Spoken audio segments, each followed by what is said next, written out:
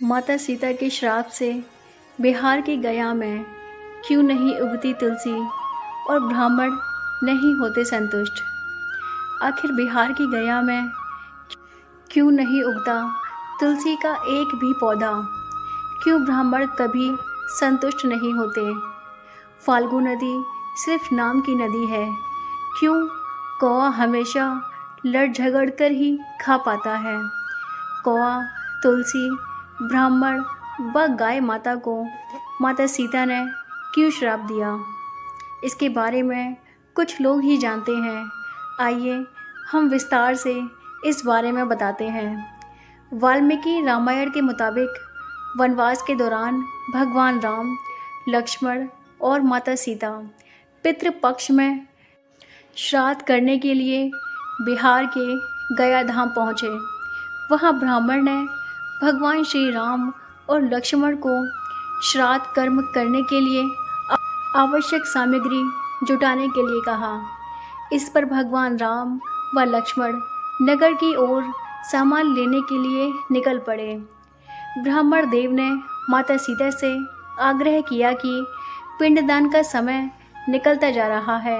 यह सुनकर माता सीता की व्यग्रता भी बढ़ती जा रही थी, क्योंकि श्री राम और लक्ष्मण अभी भी नहीं लौटे थे।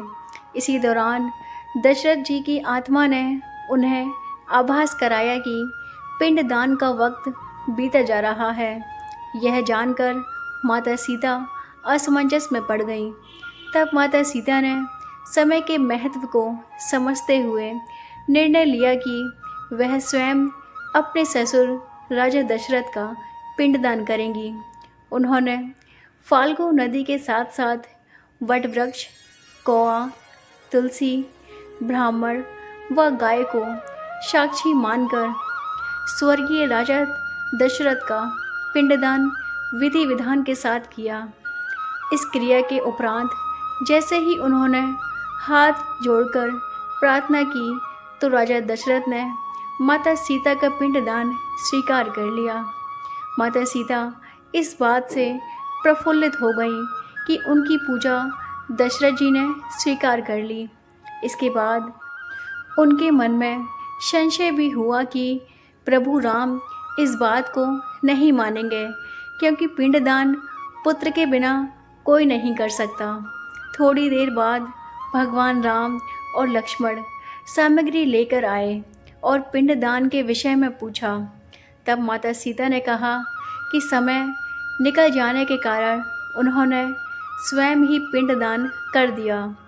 प्रभु राम को इस बात का विश्वास ही नहीं हो रहा था कि बिना पुत्र और बिना सामग्री के पिंडदान कैसे संपन्न और स्वीकार हो सकता है।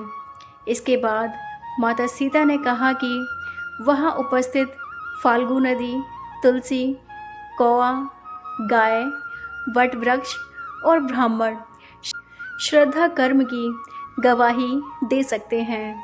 भगवान राम ने जब इन सब से पिंडदान किए जाने की बात सच है या नहीं पूछा, तब फाल्गु नदी, गाय, कौआ, तुलसी और ब्राह्मण पांचों ने प्रभु राम का क्रोध देखकर झूठ बोल दिया कि माता सीता ने कोई पिंडदान नहीं किया है। वटवृक्ष ने सत्य कहा कि माता सीता ने सबको साक्षी मानकर विधि पूर्वक राजा दशरथ का पिंडदान किया है। पांचों साक्षी के झूठ बोलने पर माता सीता ने क्रोधित होकर उन्हें आजीवन श्राप दे दिया। फाल्गु नदी को श्राप दिया कि वह सिर्फ नाम की रहेंगी, उनमें पानी नहीं रहेगा।